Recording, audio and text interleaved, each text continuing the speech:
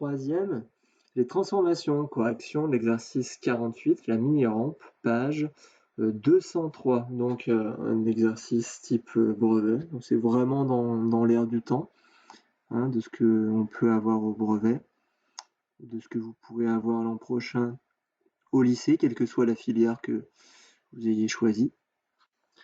Donc faut lire, et comme je l'ai écrit dans les conseils, là on vous fournit pas le sujet, donc vous pouvez pas vous l'approprier, vous écrivez pas sur le livre, mais voilà la face A, B, C, D, E, F, G, H et I, J, là, il faut refaire la figure. Et c'est à partir de là que vous allez pouvoir en fait utiliser les données numériques qui sont fournies ici, 3 cm, 8 cm, 5 cm, 25, les reporter dessus, et puis ensuite déduire ce qui manque pour pouvoir faire tous les calculs nécessaires qui vous permettront de bien répondre aux questions.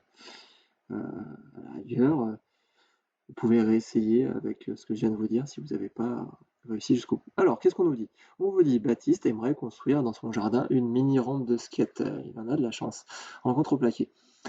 Et donc, il a fait un schéma à l'aide d'un logiciel de géométrie dynamique. Il a fait ce schéma-là. Attention, ça envoie.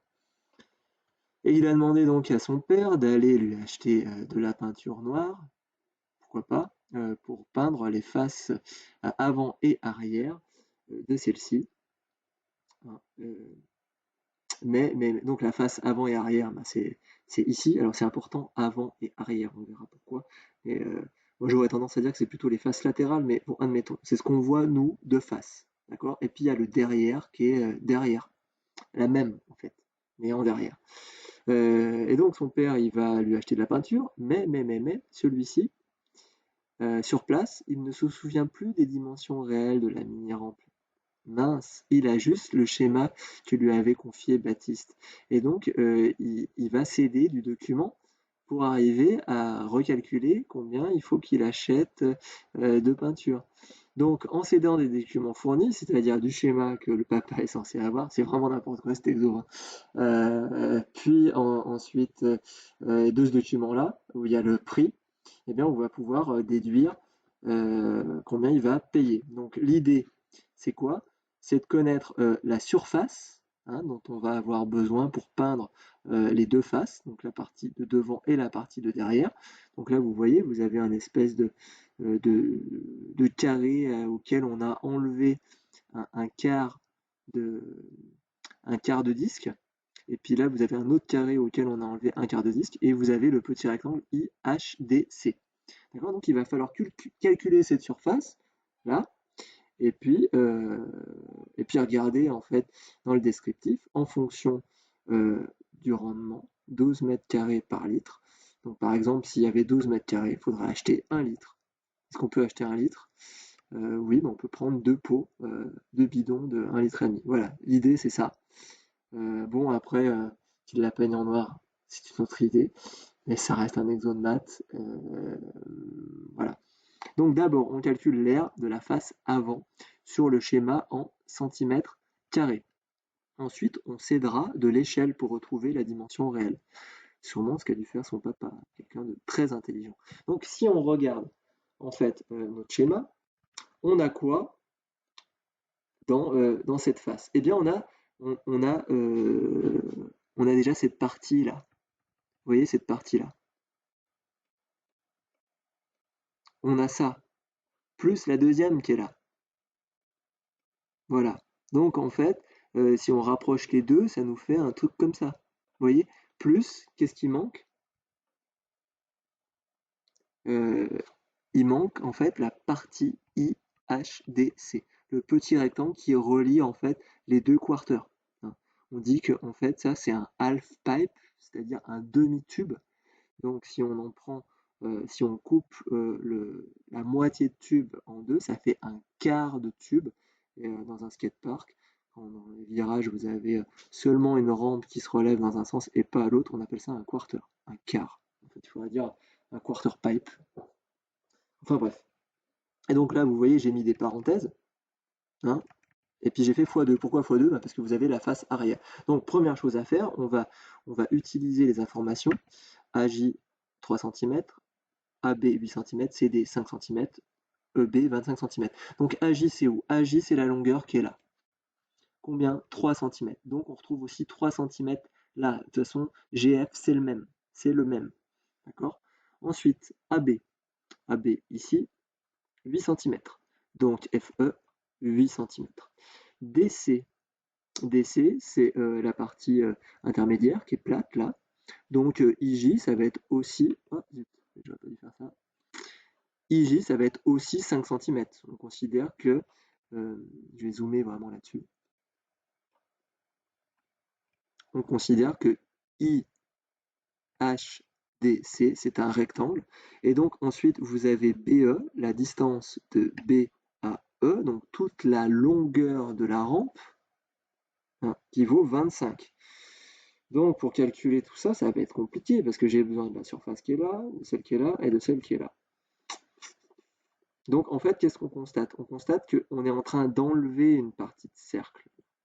Hein, vous voyez, on enlève une partie de cercle. Donc en fait, j'ai besoin de BC. BC, ça mesure combien? Eh bien, BC, ça mesure 25 moins la partie centrale et le tout divisé par 2. Donc BC, c'est 25 moins 5.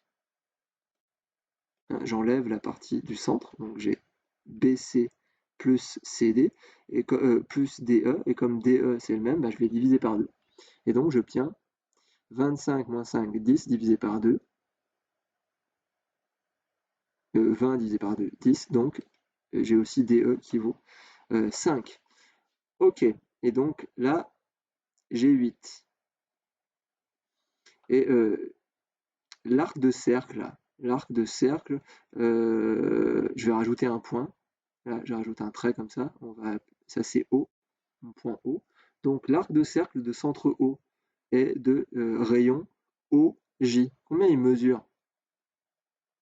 Ben, BC, ça vaut 10. Et puis là, ça vaut 3. Donc il vaut 10 moins 3, c'est-à-dire 7. Donc pareil, OI, qui est un deuxième rayon, lui aussi, il vaut 7. Et donc IC, eh ben, ça va être 7 moins 8, ça va faire 1. Mais je crois que j'en ai pas besoin. Ah si, j'en ai peut-être besoin. Alors je ne l'ai pas écrit, mais effectivement, si OI vaut 7 et que AB vaut 8, eh bien IC et HD valent 1 cm. Donc qu'est-ce que ça va nous donner? Je ne sais plus comment j'ai fait ça. Je crois que j'ai commencé à calculer. Ah non, c'est des explications. Donc, c'est le rectangle ABEF, dont on connaît les dimensions, 8 par 25, auquel on va enlever le demi-disque qui est là. Donc, en fait, là, j'ai un quart de disque, le quart de disque de centre O, avec un premier rayon OI, un deuxième rayon OJ, puis là, j'ai le même ici. Donc, si je rapproche les deux, ça me fait pas un quart de disque, ça me fait un demi-disque. Vous voyez le demi-disque? Là, quand regardez, j'ai ma rampe, hein, qui est comme ça, voilà. Donc j'enlève la partie centrale et je rapproche en fait les deux éléments, donc il n'y a plus de partie plate. Donc là, c'est vraiment un half pipe, là, un demi-tube. Et donc ce demi-tube là, j'ai bien un demi-cercle, un demi-disque. Donc au rectangle, je vais enlever le demi-disque et puis je vais rajouter le petit rectangle qui est là et on va multiplier le tout par 2. Donc allons-y pour les calculs. Donc le rectangle, c'est quoi les dimensions? On a dit 8 par 25. Ok,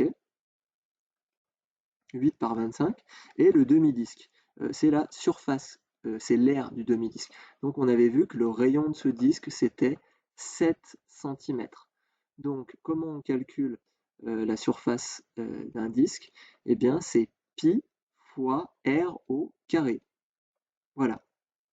Mais comme c'est un demi, on va diviser par 2. Demi-disque, on divise par 2. Donc pi fois r au carré, le rayon c'est 7, ok, divisé par 2, plus le petit rectangle, donc je crois que je ne l'avais pas écrit, mais c'est 1 ici. Je crois que j'ai fait le calcul là. Pour le rectangle IHDC, IC, c'est AB moins OI, AB moins OI, qui est aussi un rayon